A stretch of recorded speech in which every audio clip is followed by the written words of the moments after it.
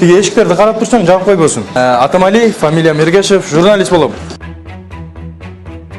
Ушундай продукциялар үйүңөргө барып атат. Тилекке каршы деп айтайынбы, эмнеге каршы мен билбейм. Бирок мен точно айта алам, бул нерселер ден соолукка каршы. Бул базарга даяр продукциялар. Бизде же шарт болбойт, же финансы болбойт, же технология жетишпейт. Андай эмес байке. Мен абсолютно айтам. Мен бир эле бизнеске каршымын. Адамдардын ден соолугунун үстүнөн кылынган. Заводто чыгарган адам сөгөт да тигилерди көрсөчү. Жок. Буга ишкерлерди эмес. Буга биздин таможняны күнөөлөйм да. Же оюма эч ким кошулбай атабы. Жанагы рак менен байланыштуу ооруларды алып келе турган мындай ушундай продукцияга кирет. Курт эми оройраак болсо да айтам, чычкандын бирдемкелери. Ал жерде аябай көп нерсе бар бул холодильниктин ичинде.